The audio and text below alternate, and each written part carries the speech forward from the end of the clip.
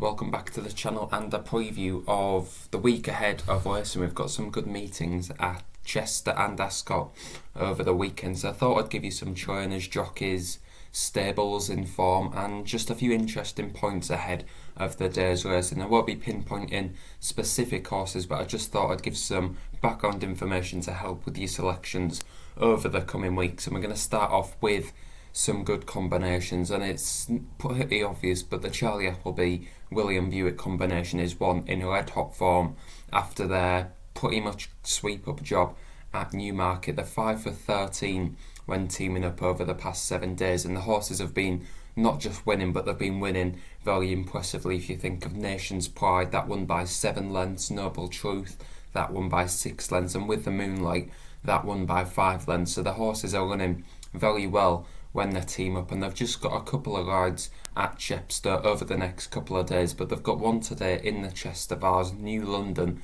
who's pretty much expected to go and win impressively. He's 4 to 11 in the market, and I wouldn't be betting on that horse just to win, but it's worth noting that the combination is in red hot form and they're probably worth following over the next couple of days.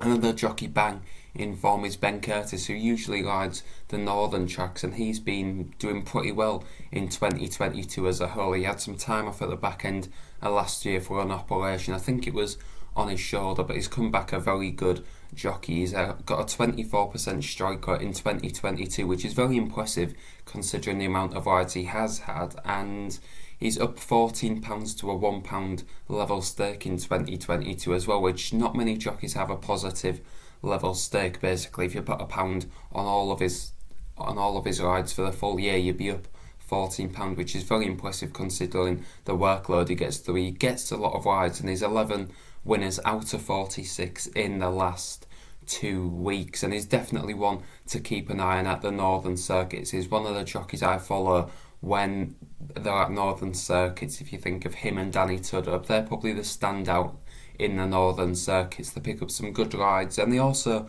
ride some outsiders as well, and they're very good value for money. Ben Curtis always gives one a ride, so he's worth keeping an eye on. I don't think he has too many rides over the next couple of days, but they're definitely worth keeping an eye on.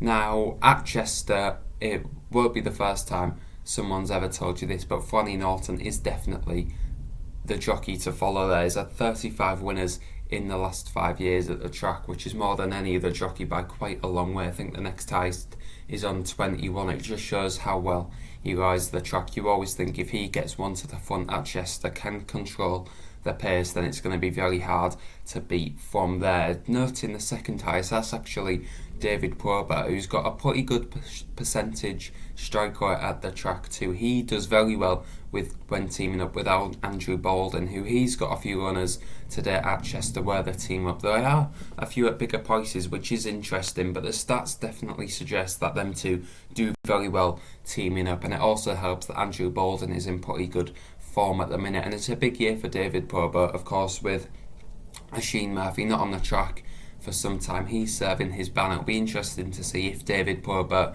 can step up.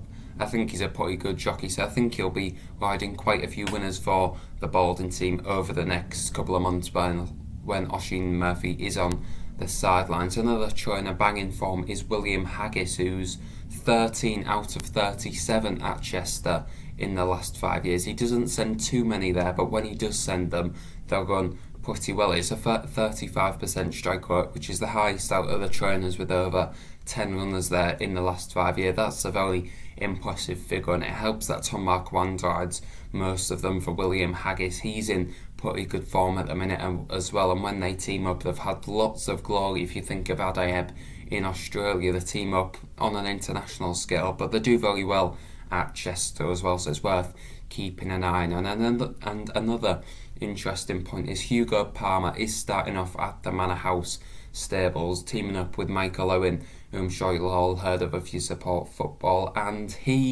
that stable always want to have winners at Chester. They pretty much target the meeting at Manor House, and I think he'll want his first runners at Chester to do pretty well. So any Hugo Palmer trained horse over the next couple of days is well worth keeping an eye on. I think he's got one in the first, which would have an outside chance, but his best bet probably comes in the 340 wherever given.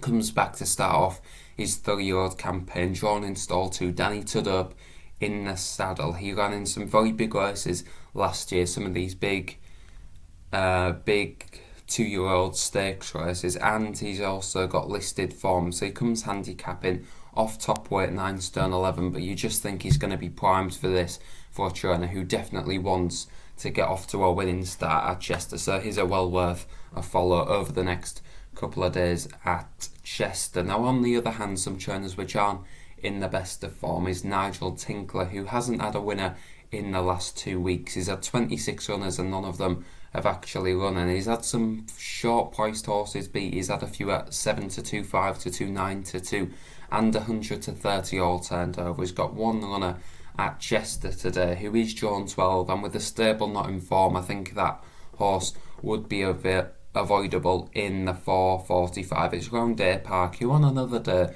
at a different track with the trainer in form I probably would quite fancy, but there's a few factors going against this horse today, so would probably be worth avoiding. And over the jumps, Rebecca Menzies, who was in red hot form just a couple of weeks ago, well, that form has slightly cooled down. Is not as red hot. She's had one winner in the out of the past 19 runners, and that was on the flat, and she's got 3 over the jumps at Kelso today. Admittedly, they are bigger prices, so they're not expected to win, but they'd probably just be avoidable. The stable form has taken a little turn for the worse, although all credit to where her horses were running amazing just a couple of weeks ago, so a bounce back could definitely be on the cards. But that rounds up the video. Thanks a lot for watching, and do let me know if you like this different style of videos where I give you the information and it's up to you what you do with it. So thanks for watching. Don't forget to like and subscribe, and I'll see you next time.